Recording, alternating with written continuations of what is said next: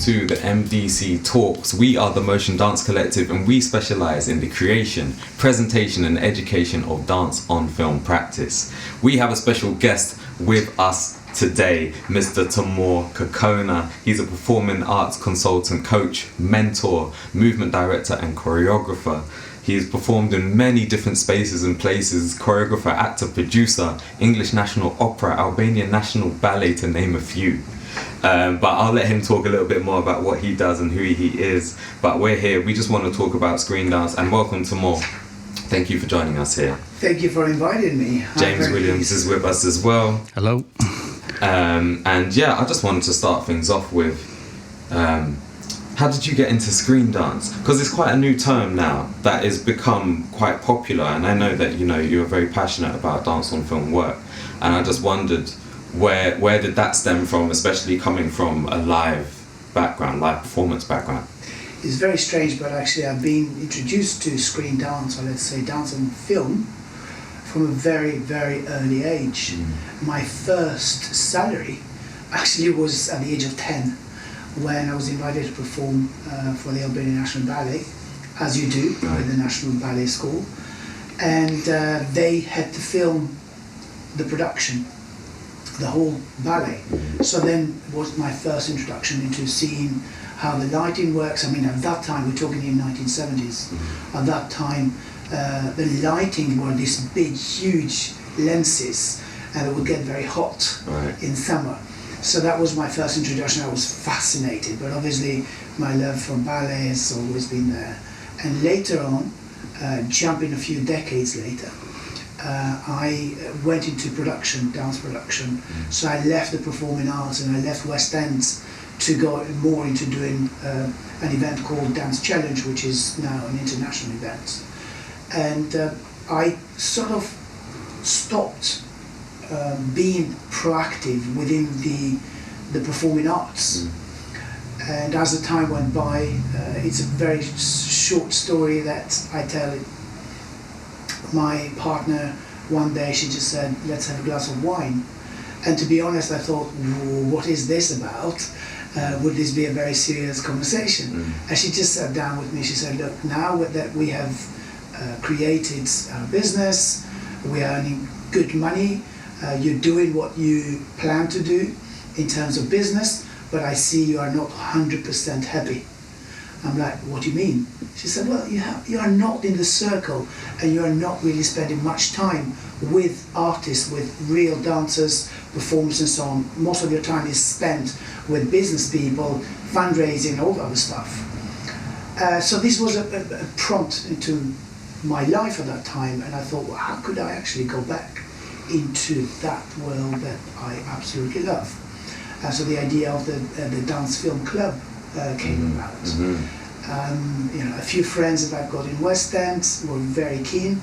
At that time, we just gathered the first group of about 10 people, got a glass of wine, took this huge video projector, selected a few films, and invited the producers and a couple of actors, which was a dance film, but also sat down, did a Q&A, and as they say, the rest is history. And was that at the hospital club, that one? No, this was at a bar restaurant Kocha, which is right behind Wyndham Theatre. Okay. In Piccadilly. So it started off there, and then eventually, is it now based at the hospital club now, or is it still? The beauty of it is that we can take it anywhere we want. Right. And we use so many different venues, because you could create a dance film club at one specific venue, or take it to where the people are.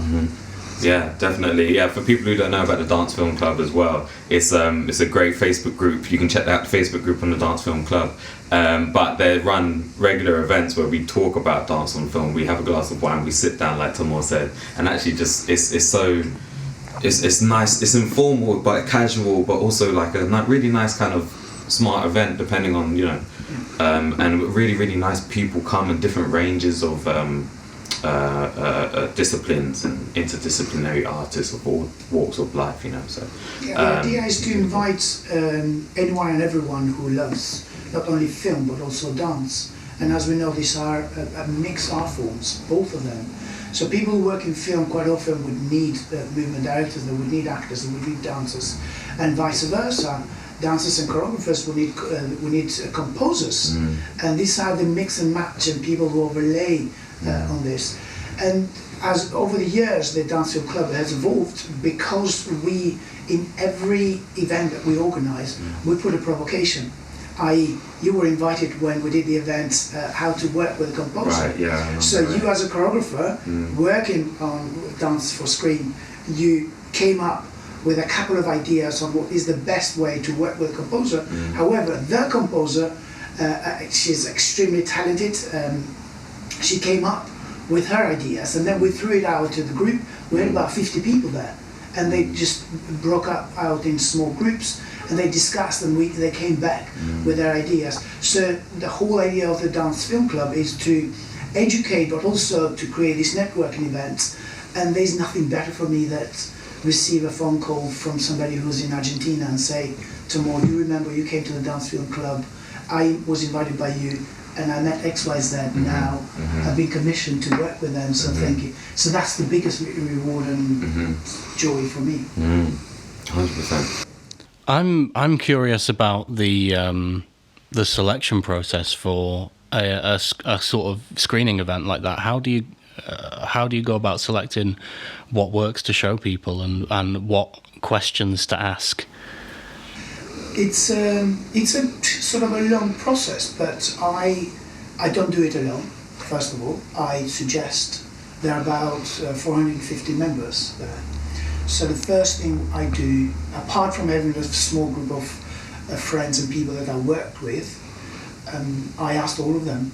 Just say, okay, but select top 3 films that you would like to screen in the next session.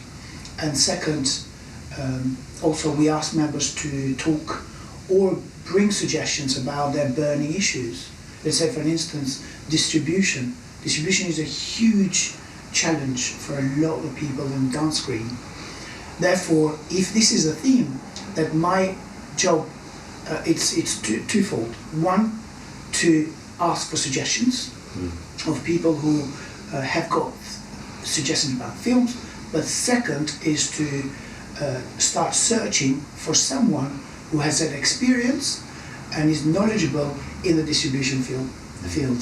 So therefore, by inviting that person, the theme has been set, the couple of films, because we screen not very long films, up to 20 minutes.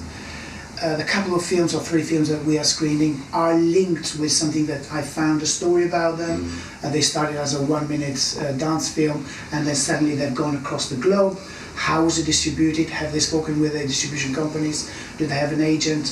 What was the story behind it? And so on and so forth. So the whole time, each event has got a theme. For example, fundraising, and we invite somebody to talk about the topic. And the same thing is about low budget films. How can you go about with it? What are the best 10 tips of producing a low budget film?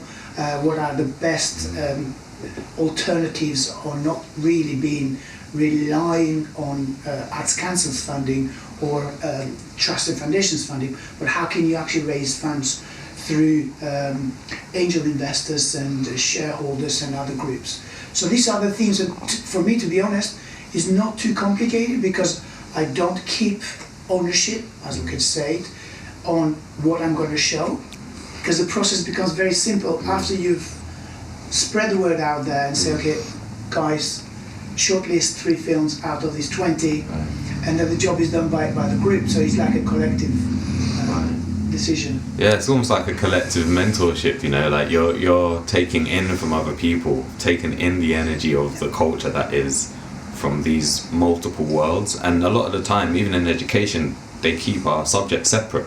So music never really combines with dance, and dance never really combines with business. And so I think in the way of working within hybridity, you also in that way is trying to bridge the gap between these different worlds and these things that have been considered to be different worlds, but actually they're all one and the same, because at some point you encounter them. But yeah, you never really study them or talk to the people within that particular place. I think as well, what always strikes me whenever I bump into you at various places that we seem to bump into each other, you're always interested in this sort of supply and demand of information and skills that are needed, and I think that's a really great example of how you're able to really look at what the industry is struggling with and provide some kind of solution. And I feel like every time I speak to you, that's your motivating force, is what do the people in this industry really need, and am I able to somehow give that to them in one form or another, or fill in that gap. So yeah, that's something I always get from our conversations. Yeah, you're right. You're spot on. I came into this sort of sweet spot where all of these things collide by sheer necessity. As everybody does, I came to UK to continue studying contemporary dance. Although I studied choreography, got a degree in choreography and theatre direction. I lived in Spain for 3 years. I danced there as a soloist dancer for Classical Ballet of Madrid. And then decided to come to UK to learn English and also continue study of contemporary dance at Trinity Laban. And as you know, we all feel that we get ready because we train for 5, 7, 10, 15 years of our lives. And we have experience with different settings. And I thought that I was ready. I was prepared. I knew everything that I should have known. How wrong was I? Because as we all know it, I was knowledgeable, and I'd used my talent, but I was one-sided knowledgeable. I knew everything, as I thought, about lighting, staging, working with dancers, choreography, composing, writing scripts, working behind the camera, working on stage, performing with the best dance companies in the world. So I thought I knew, I was prepared. I started university, and I decided to set up my own contemporary dance company in London, together with a very dear friend of mine, Stina Nielsen, who a lot of your viewers would know her. She was the Kanduko's, one of the co-directors of Kanduko's dance company. And we worked for quite a while, and we prepared about 45 minutes piece. I got the best reviews about the piece. We performed it, we toured it.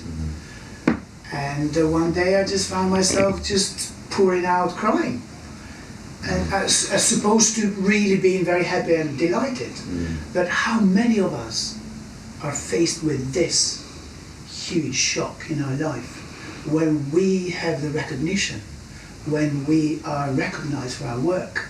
And quite a lot of us do great work, and yet we end up broke, literally broke. So that was the calling for me to realize, to see that there was something else there. The more I started observing, more I realized that to be fair to all of the schools, the dance schools and professional schools, they're doing an amazing work in preparing and training young artists. However, I have realized it's not a UK problem, it's a worldwide problem. Kids spend years into training, and as I say, they train to become technical artists. So they're very creative but technical. And my point of view is, what are the schools, what is the education system, or what is the reality of the 21st century asking us to be overall artists? And to be an overall artist does not mean that, oh yeah, my university has got an option where I could opt in to learn about arts management. So either I opt in or I opt out. That shouldn't be the option. It should be compulsory. It should be part of it. Right. I'm not saying to really override the practical, like learning how to do 20 pirouettes and to do Graham and classical and so on. But we all must train our children from very early age. I've got 2 kids. My son is 14 and my daughter is 12. I asked them what they're learning about business. They learn almost nothing. My son only had a project 3 months last year, and that was it. So I believe that, especially for artists, 21st century is demanding us to not anymore go with a 200-300 years old system where we had only 1 or 2 dance companies in the whole country, and that was it. Now, each one of us has to really think and act as an independent business entity, as a brand, because jobs are not safe. Let more artists and let more dancers and filmmakers and camera people. So this was, I learned about it as a result of adversity. I was broke and I just had to go to Greenwich University, did a year course there on events management. I went to America and I did the E-Myth revised, a course which it changed my life practically. I realized that in order to lead people, you need to really understand how to lead yourself first and understand where the money comes from. I mean, I bet you none of us learn where the money comes from. Or for example, I go to, and I know people might disagree with this, but I've been invited by a lot of colleges and universities in the UK and mainly in Italy as well. And first question I ask all of the students that studied choreography and dance and film, and I say to them, you've been studying here for 3 years, yeah. How many lessons about money have you had in this university? None, 0, nothing. And then I just ask the second question, how many times a year or how many hours a year do you meet with real artists who are out there, who are practicing their art? And then at best there would be once a term for only 2 hours, and at worst scenario, 2 hours every 3 years. I mean, what would they learn about real case studies from artists who are working day in, day out, how they make it? And when they realize that actually if you put the proportion of real life activities on your profession with what you learned at school, it's completely reversed. Between, and I'm not joking about it because I've done some research, and we need to do more research on this. Right. Between 12% and 3% of artists, let's say from actors to dancers, spend their entire energy and mental capacity into doing what they learned at school, i.e. projecting their voice, auditioning, right, and acting and earning their living. So there's between 88% and 97% spent in other things that they never trained for, i.e. budgeting, marketing themselves, networking, discussing contracts, finding new opportunities. So is the school really serving them for this? So then it's expected everybody to say, oh yeah, oh well, this is given. No, it's not given. We shouldn't go with the mentality that is given. But if I go about no, but that's the thing. But it's an interesting discussion because again, like I remember talking to you about this and saying, even now being a teacher, you start to realize, all right, we've got 8 weeks in this module, we've got 6 weeks in this module. There's only certain amount we can teach here around just this subject alone. So we are squished for time, we're squished for things, and we understand that actually, okay, these schools can't teach everything because, again, we didn't learn about tax when we were at school. We didn't learn about any of these things, and realize you start working as a freelancer and 20% of your money is going somewhere else, and you work that out for yourself and you start learning about it. So with this knowledge and knowing that the schools don't necessarily provide it, but we should try and integrate it, and that integration might take a couple of years' time for that to fully culminate.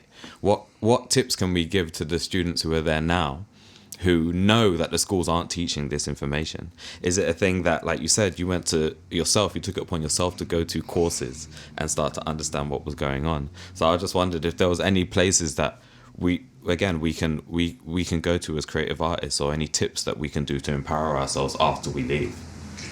Well, it's the fact that we are in the 21st century, everything is in our fingertips. First of all, do your research, but you need to really be very clear what you're looking for. Right. Because you could just really get lost in the amount of information that's out there. Of all the information. Right. So what I would say, a few basic things are, first of all, look after yourself. So positive mental health and well-being should be your paramount first thing. Because if you're not clear about who you are and how you feel and how to manage your emotional intelligence, then forget about the other stuff. We know that this is a given. And then the second, understand the industry. I have built a system which is called Perform Your Best. It's an acronym. There are 7 letters. Each letter is a chapter in my book where I take people on a journey wherever they are. They might be complete beginners, or there might be people who've been in the industry for about 5 to 10 years. The aim of this book is practically is a manual where you could open it at each chapter, whatever chapter of your life it would be. Somebody who's been running a dance company or a film production company for 5 years, and they find themselves in a crossroad where money is short, they can't recruit the people are just dropping out, and they find out that they've got a lot of products, let's say, they've got assets, but they can't go any further. So the second thing, part of my philosophy, is understand your industry. So evaluate where you are and see where you are placed within this industry.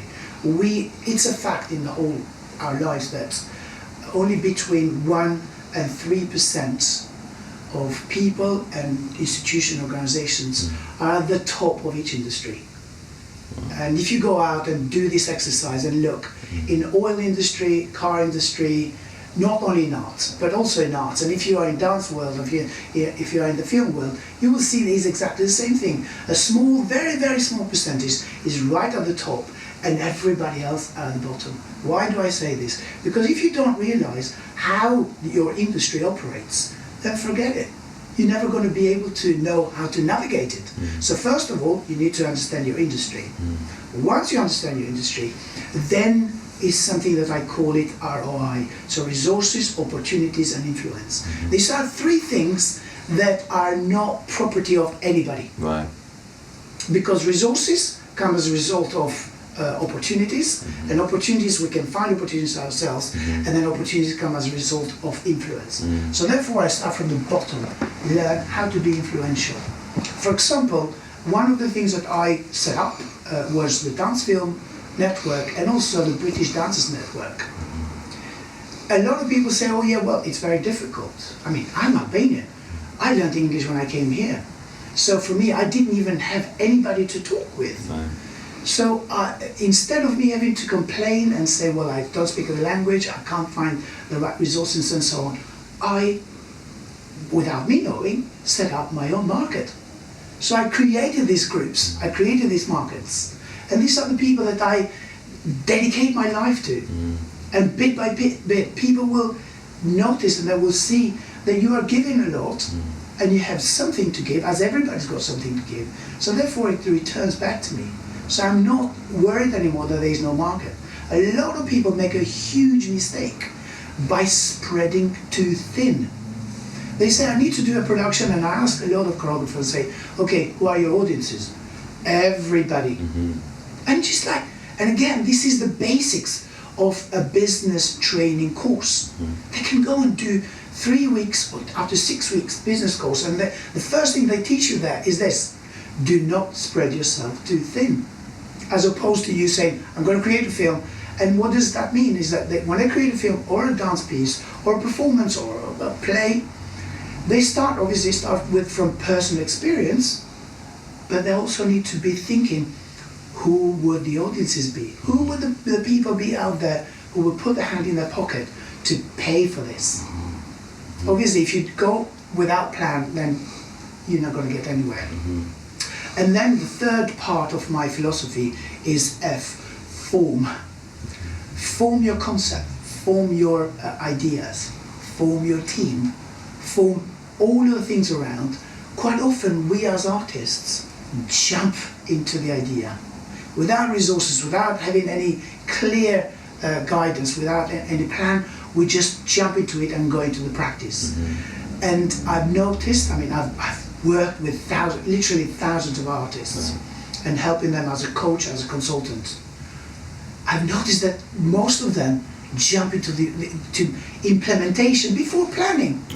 So that's why the F from the perform, it's dedicating to the fact that they need to form. You need to form it. You might have 20 ideas. put some of them in the back burner and just formalize the things. If you don't do that, then you will face the reality later on.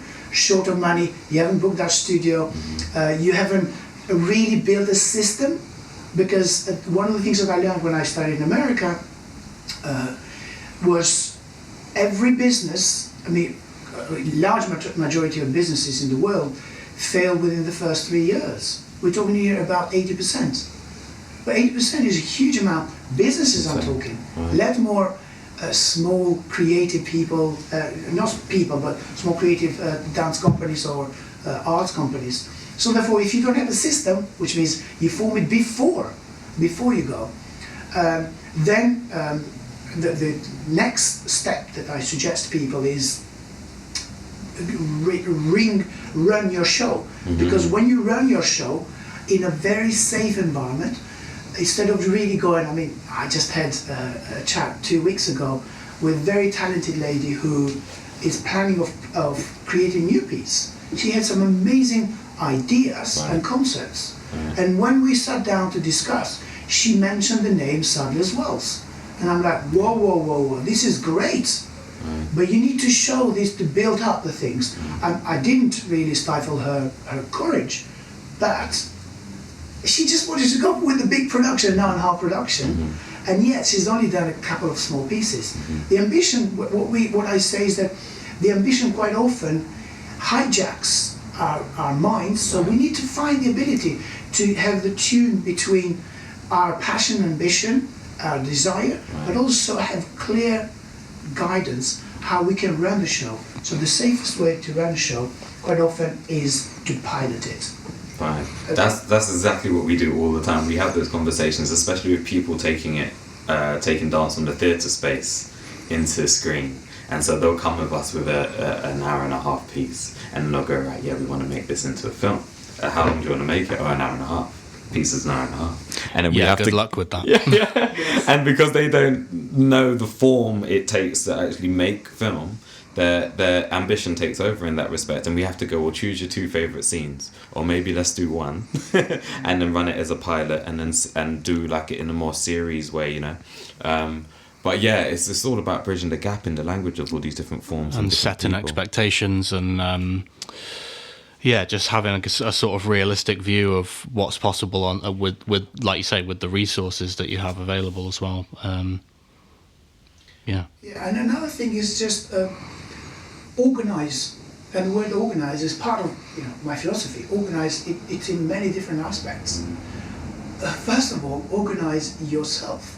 Organize your resources, and then organize your team.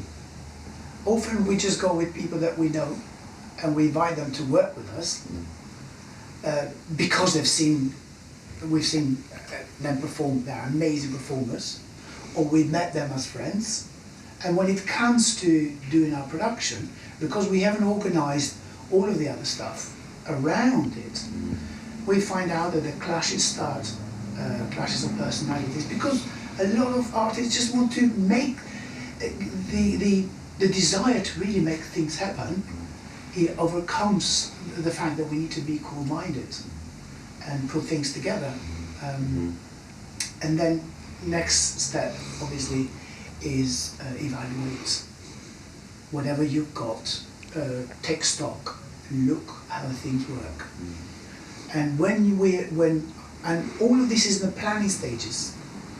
When you evaluate, one of the most important parts of it is to not only bring partners in it. A lot of people think that, oh, I'm a self-made. No one is a self-made person. I believe that if you don't know, and if you haven't got the ability, you need to go and learn how to really bring partners in, how to bring people in. Because that's how a lot of people have done it. Yes, we can say that you could spend 10 hours on the internet behind the screen and do things, but we're not talking here about internet. We're talking here about relationships with people, productions, creativity, working with cameras. So there are so many different elements into putting a short film together. They're more big production and so on. So in the evaluation stages, what I would put on is that you go back and look what were the prices you had to pay. A lot of people identify the word price with ka-ching, cash, dollar sign. No, when I break it down in my book, I talk about the price. The price, it means the sleepless nights. The price, it means that you lose friends or you lose people. The price, it means that you have to really reduce your hobby time. These are the prices. And obviously, money. Obviously, there is finance part of it. Right. And the finance part of it, it comes as a result of another process, which is by working backwards. So you reverse engineer whatever you want to do. And to be honest, on the last 35 years that I've been in the business and in the arts world, it never adds up. It always, it's more. Right. And there's been a couple of cases, and I was very pleased when I had underspent. We got secured about £50,000 from the National Lottery to create a short film as well as a production educational project about newly arrival people and people from the Second World War. So the stories were the same, and we'd underspent about £1,600. We thought we'd underspent, but when we went to the funders, they said, hold on, let's go back into this. And it turned out we actually had put time and money from our own pocket. Yeah. So quite often, even in these cases, we need to really look back. And as I said, money education is a huge area that every single dancer, choreographer, filmmaker, camera person needs to go and learn about. For example, I also in my book I explain about 4 brain capacities, and there are 3 brain levels, and one is the computer. I've borrowed this idea from a book called The Chimp Paradox. Yeah. So what I explain to people is that if we understand our brain functions, then we will realize why Facebook is one of the most successful companies in the world, and why Google and other companies do what they do, how they market to us. And I'm not saying I'm not against business, but also I'm saying that we need to really be very clear about our personal sanity. Instead of really being reactive, we could be proactive, or we can enhance these abilities that our brain has. And if we don't understand it, then we're just going to continue doing the same things, and other people will be able to direct us to wherever their product or whatever they want to do. I.e., for instance, every time we take a decision to buy something, we do not buy it with logic. It's ingrained in us to be following our instincts. And again, you need to read the book in order to understand, because a lot of people might just say, what is he talking about? So read the book and you will see that it explains it very clearly, how we are all driven. All human beings have got these 3 brain levels, which is the reptilian, the mammal brain, and the human brain, as I call it. He calls it in different ways in his book. So mainly we are driven by the reptilian and the mammal brain. So if we don't learn how to really manage them, they will manage us. They will override our logical part. And what is the logical part? The part where we have to calculate, plan. You cannot ask a dog or plan a dog that we're going to go to the park in 2 weeks' time. A dog will do the things as they are, but the human brain's got the capacity. And the beauty of the creative people is that we are capable of really taking the resources from each part of our reality and process them within our brain and come up with these amazing, beautiful things. That's why I feel so optimistic about the AI, artificial intelligence coming up into this world. That creativity is one of the professions which is not under threat. We were literally just talking about this before you came here. I was just saying that someone had asked me recently if I was worried about my profession becoming obsolete because of the advancement in technology becoming so accessible to consumers in their mobile phones and the specs of phone cameras going up. They were like, your job's going to be obsolete soon. No one's going to need someone with a camera or a camera. And I was like, no, don't be stupid. Doesn't matter how good the technology is. The technology isn't what makes the film. No matter where, you could put the best camera in the world in the hands of a complete noob, they're not going to make a great film. The technology is not what is making the film. So, yeah, you're absolutely right. The kind of advancement in AI is one of the few places, I think, where creativity is safe. Did you say that it was the choreographer's job that was the most safe I was for the watching. future? I can't remember what it was that I was watching, but I was watching a documentary, and they'd listed off some of the professions that were least likely to be affected by Accountants, taxi drivers, these jobs are going to disappear. Yeah, basically the service industry is completely gone, but choreographer was listed on there as one of the least likely to be affected by the rise of AI. So I think the creative and the arts industries are going to be relatively untouched by that advancement. So people understand it. There is an example that I use quite often.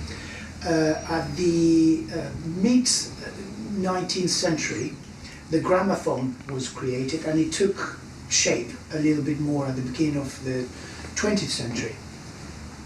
Now, a lot of people took the gramophone and they were just playing with it. So if you had a terrible singing voice, the only thing that the gramophone would do will amplify your horrible voice.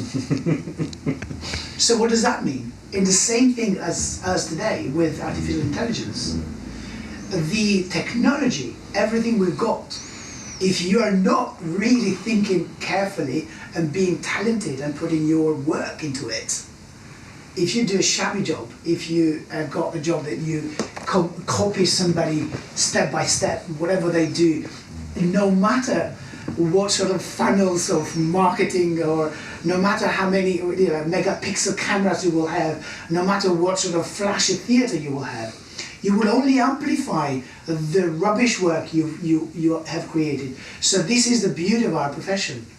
So I'm not saying, within my book, I'm not saying to really get rid of it. What I'm saying is that to enhance our talent, to move on with the 21st century, we should not be anymore on the 20th century, or even worse, 17th and 18th centuries mindset, where Louis XIV, the King's Soul, created his dance company. He was mega billionaire for that time. He created his dance company, and we have quite a lot of schools today who have exactly the same format. They have 20, 100 students in their school. Where are they going to go and work? And the problem with this, with the dancers, is that, as we know, our profession is extremely demanding. You haven't got much energy to sit down and get another second degree. Although I've seen a lot of amazing artists, Omar, you are one of them, who go and get a degree. They are within the creative industries, which is amazing. But can you see the challenge for dancers? If you, from the age of 7, you start practicing ballet, you go into a top professional school at the age of 10. For about 7 to 8 years, you practice ballet day in, day out, all the styles of ballet. Is there enough room for you to have these transferable skills of learning about stock market? So therefore you can have an asset. I don't think there is enough room there, although there might be opportunities. So what I'm thinking is that the same mentality that was 200 years ago, as if you practice, you work hard, you do 20 pirouettes, you learn about the technicalities of it, and then when you finish, there are not enough companies, there are not enough places. So then, as opposed to another young person of the age of 18, what are the assets? I'm talking here about transferable skills that a young dancer will have, as opposed to a young student at a normal secondary school. They've got a little bit more resources, more time to spend into learning about chemistry, about physics and other stuff. So they have more opportunities to really adapt themselves, whereas dancers got more limited. I'm not saying there are not abilities or places or opportunities. So therefore, what I'm saying is that one of the solutions I'm offering and I'm proposing is that from the first outset, from the early age, we need to include all of these 21st centuries knowledge, and above all, the knowledge about money, knowledge about business. So every dancer coming from that school, I mean, when I speak publicly and I talk in conferences, a lot of, especially school directors or universities say to me, well, but we do have the events management or the production management department. My point is not there. My point is not that these universities don't have it, but my point is that in the same way as students who go into a dance school, for instance, do their, let's say, contemporary class every day, or ballet class every day, or jazz class every day, they must include business training. I call it business training, but I don't know, could be called something else. No, which has got all of these elements within that. So when they graduate, they are not only spending 2 hours with somebody who is in the industry, but they have got the knowledge, they've done the practical work. And if I go about practical work, this is another huge area that we in the dance world lack. Right. You know, people take kids to go, you know, do their practical work, and what do? They do more about choreography. So it's stuck. Yeah. And there should be more overall, as I call it, the overall artist. And I think there are people out there now who are starting to realise that that's not happening. Yourself, you've got people like Christy Lee Manning, who has the House of Jazz residency at Onyx Dance Studios. So even in that residency, there's a part on mental well-being, there's a part on how you market yourself, and then we learn about traditional jazz, and then we do a bit of hip-hop, because that's also connected to jazz as well. So there's like it seems like those sort of places, and even the talks that you give, that they should be lectures. This should be a world where, and maybe a new system now coming from this. But even I want to shout out all the people like Tomorr who are making work like this. Let's partner with the institutions. So maybe at least in the same way that the NHS might refer you to a specialist, that the schools can refer you to some of the people out here like Tomorr and Christy Lee Manning and others out there who are providing these other courses that give us a little bit more information, a little hint of what's going on in the real world when we actually have to make money from our work. Yeah, I think there's sort of this separation between, well, like what you say about this sort of old way of thinking where the institutions that are training dancers are looking at it as a dancer needs to dance. And obviously that is absolutely correct, but also they're missing the picture of what is a modern dancer. And a modern dancer, like you said, is, maybe 85% a business, a inclusive business. And they're not at the level where they're actually training a business. They're training still just a dancer. So they're kind of missing the picture of what is it to be a modern dancer. Right, and getting into film for me got me into business. Because when I started learning about film, business came into it a lot more, like contracts for release forms and other things like that. I've never had to really do that as a dancer, or maybe not even as a choreographer. Give a release form, can I use your body to make this work? It's very interesting. But in film, that came up automatically. You needed to get that license and that thing, and so for me, even getting into dance on film helped me maybe with that transition a little bit more. So that's just something that just came to my head that I find interesting. Anyway, I want to know, what's the book? What's the name of the book? So the book has got, the main title is Perform Your Best at the moment. How to do what you love and get paid what you're worth. So this is... Love that title. And that needs to be a BA honours more, I think. Yes. So a lot of us do what we love, and I know I'm one of the culprits. I all the time say creating, networking, and I love putting people together. I love bringing people together. So I would do this even if I don't get paid. But as I told you the story before, I ended up with £3,500 in debt because I'd put all of my energy, all of my money, all of what I knew into my dance company. And the only person who didn't get paid, who was not rewarded what was worth, it was me. So therefore I guess the book will be very handy to say, do what you love and get paid what you're worth. And within this, I think the book will be released in spring 2020. Amazing. I will release the articles of the book as we go along, so then we'll give them for free. Okay. And actually, one of my aims, to be honest, because although I think I've cracked the formula how to really make money as an artist, And again, I don't preach this that this will be for everybody, Right. because everybody's different. And again, it's like I'm even thinking about the second title, which means how to sell without selling out and without cringing. Oh, Because genius. even today, as I'm saying this word, I still feel, although I've worked so much, and since 2004, I've been able to really not only maintain myself with a very good salary, but also employ other people, have got a very successful business. I run an academy. We got about 300 students that work with us on a weekly basis. We do performances and productions. So I've raised funds. I mean, we're talking here with 12 London authorities. I've raised quite a lot of funds, which is one of the most challenging jobs. Because, Yeah. as you know, raising funds with them. But also I've raised funds from private firms, Private investors and so on. So what I'm talking about in the book, is practical things. And to be honest, even if you don't get anything about the book, it's just my perspective. And even if you get only one thing to awaken, if I could call your attention to look somewhere else, I've achieved my goal.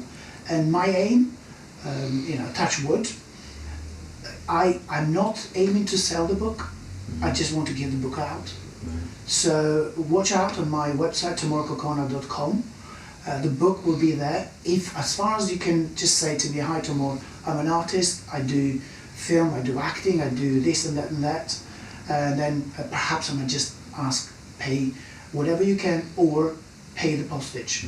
So the book is not written to really make money. It's not written to be on the commercial side, but it's written because I struggled myself. As I said, I got 2 kids, and I hope, my daughter is amazing about dance and she loves acting and so on. So I hope when she grows up, she could reach out into books like mine and other people's books to say, I will go and read this book so then I can learn a little bit and help the future generation. So my aim is that by 2024, I would have reached and touched the lives of 10,000 creative people. Amazing. So I hope, and with your help, guys, Yeah. thank you for inviting me. This here, is why we wanted because to I have you spread on, the word. Tomorr. This is exactly why we wanted you here, and I can't thank you enough for coming. We need to wrap it up soon-ish, but do you have any burning questions? Well, I think that's actually a really great segue. I mean, it's the first I've spoke to you about what you're doing on a general sense a few times, but I think this is the first time I've heard about the book as a solid product, and it sounds like an amazing resource for people in our position and people who are coming up to our position. And I think that actually leads us on to the question that we were debating asking you a question before, but I think that segues us in perfectly. Do you want to? Very true. Do you want to take it? Yeah, no, I guess I was going to ask, it's amazing that you're giving away this information. And sometimes we've been invited to, let's say we're invited to teach other teachers what we do. We have interesting discussions about how much information we give away, because again, it must have taken you 35 years to get this information and gather all of this stuff. So what would you say to people who are maybe not so inclined to give away this information that they've worked so hard to? Guys, this is just like the cherry on the cake, I think. Yeah. I've got an idea about this. Yeah. For some reason, and I think it hasn't been like this all the time. If we go back into our ancestors, it was different. And I think it has started since the intellectual property, since 1950s, when people started packaging their ideas and their thoughts. And I know a lot of people will disagree with me, but I believe that ideas are nothing. Ideas are for everybody there to know them. And it goes back into our conversation. What is the most important is implementation and creativity. If you might have the most amazing ideas. For example, if you go into one of my websites, cultureandarts.co.uk, there are 26 projects. A few years back, I invented a system called Dance Mathematics. How to teach primary school kids mathematics without even them noticing it.